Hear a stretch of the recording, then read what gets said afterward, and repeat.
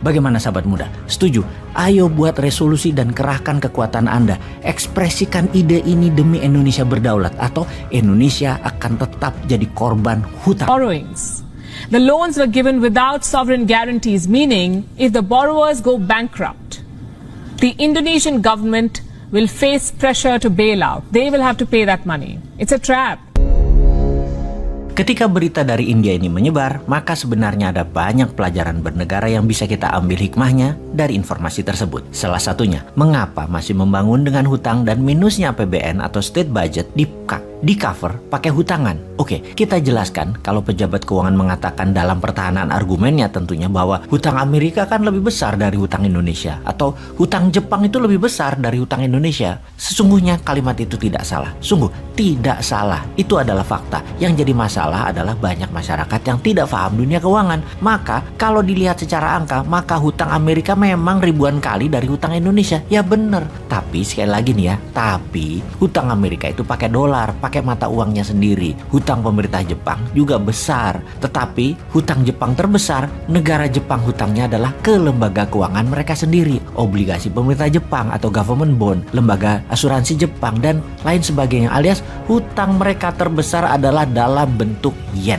Sementara hutang Indonesia adalah pakai mata uang asing, terutama dolar. Inilah mengapa kita harus mengubah cara bernegara di dalam nomenklatur keuangan negara. BI bukan lembaga tertinggi penerbit uang. Saat ini, masa pemerintah ngutang ke BI, jadi kesannya negara kurang uang. Sahabat, negara itu tidak pernah kekurangan rupiah. Harusnya BI yang pinjam ke negara. Jadi bukan surat hutang negara namanya, tapi surat hutang pemerintah atau government bond. Kalau sekarang negara ngutang ke BI, coba bayangkan, kok negara ngutang sih? Negara itu kaya. Oke lah, kita nanti detailkan pada saat New Mind pegang mandat. Kembali ke pemikiran negara harus ngutang jika APBN minus, juga dalam membangun harus berhutang, seperti kantor berita India laporkan tersebut. Kita berikan ilustrasi pakai bahasa sederhana, bahasa bisnis sehari-hari dari pengalaman pribadi. Tujuannya agar sahabat mengerti banyak sudut memahami bagaimana berhutang, mengapa di otak pejabat negara hutang itu penting, dan lain sebagainya dalam sebuah serial pembahasan. Dalam laporan media banyak ghost town di Tiongkok. Apa itu kota hantu? Kota atau gedung ratusan yang dibangun namun tidak ada isinya. Tiongkok memang membangun apapun melebihi apa yang dibutuhkan atau dalam bahasa umumnya over investment. Namun hal ini memang disengaja. Kita jelaskan sederhananya. Mereka membangun rumah, pabrik besar-besaran. Dana ada yang pakai printing money, ada yang pakai pinjaman asing. Kita bicarakan yang pakai dana asing yang setiap bulan harus nyicil. Itu kita detailkan sekarang. Ketika sudah setengahnya menyicil, maka Tiongkok harus mencari negara lain untuk dibuang asetnya ke negara lain tadi, sehingga hutang mereka bukan menjaminkan aset Tiongkok tetapi menjaminkan aset dari negara lain. Oke, masih belum paham? Kita teruskan. Katakan Tiongkok pinjam dolar Amerika dengan jaminan proyek mereka di Tiongkok. Mereka perlu dolar karena dolar mata uang multi currency yang berlaku di 97% negara dunia dan menjadi alat bayar 70% transaksi dunia. Cara mengambil dolar adalah dengan meminjam dolar dan menjaminkan aset negara. Misalnya perumahan yang jumlahan ribuan tower itu. Di sini dolar masuk ke Tiongkok, membuat devisa Tiongkok naik atas dolar. Lalu Tiongkok mulai membangun. Setelah membangun di dalam Tiongkok yang asetnya kekunci tadi harus membangun ke negara lain. Sekali lagi, harus membangun ke negara lain. Nah, karena itu Tiongkok punya 3 cara untuk menaklukkan sebuah negara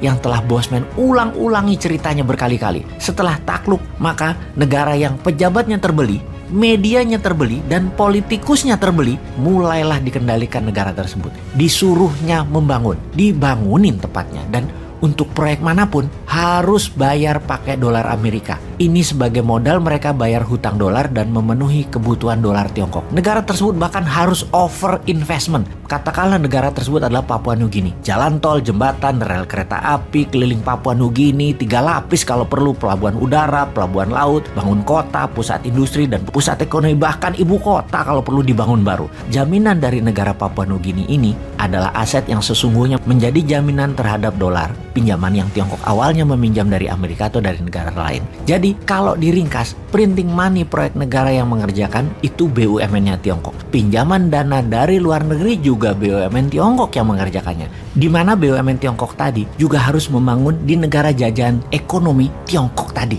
Di mana Dolar masuk dari dua arah sekarang, dari pinjaman Amerika dan dari cicilan negara jajahan Tiongkok. Aset pinjaman Tiongkok bukan lagi aset milik Tiongkok, tetapi aset dari negara jajahan. Itu namanya ekspor debt. Itulah jagonya Tiongkok yang ngerjain negara yang tidak berdaulat, yang pejabatnya bermental cuan, yang terbeli. Tapi pasti bukan Indonesia untuk hal itu. Indonesia mah pejabatnya pintar semua.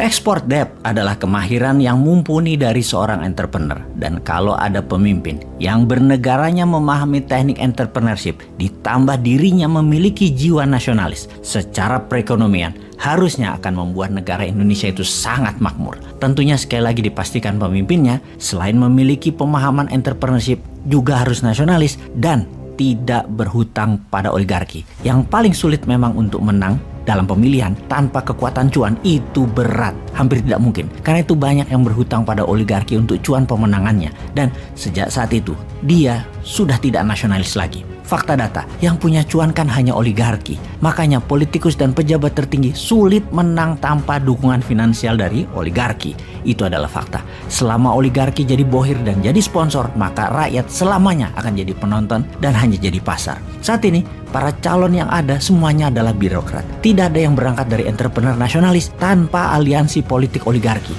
Para birokrat ini menjadi terkenal karena pakai anggaran Pemda dan anggaran pemerintah pusat. Pakai bayar wartawan dan orang media yang dibayari pakai pajak rakyat. Yang murni swasta tidak akan kuat duitnya untuk membuat acara peresmian-peresmian tersebut. Jadi menjadi birokrat sungguh bukan jalan satu-satunya untuk menjadi pemimpin bangsa. Harus dibukakan jalan lain, dari akses lain, dari alternatif lain. Misalnya begitu zero threshold, pasti puluhan kontestannya, dan ketika masuk top 5 barulah partai politik memetiknya. Jadi adakan dulu konvensi nasional, non partai, murni individu calon tersebut dipajang dulu di etalase, duel konsep, duel visi misi, duel kapasitas, duel kapabilitas. Nah, ini baru demokrasi Pancasila yang aslinya. Bagaimana kalau kita buat acara seperti itu? KPU yang mengadakan semacam acara pencari bakat atau Got Talent. Judulnya Indonesia Got Leader. Dalam seleksi, semua orang bisa bergabung dan audiensnya yang memilih untuk masuk babak selanjutnya.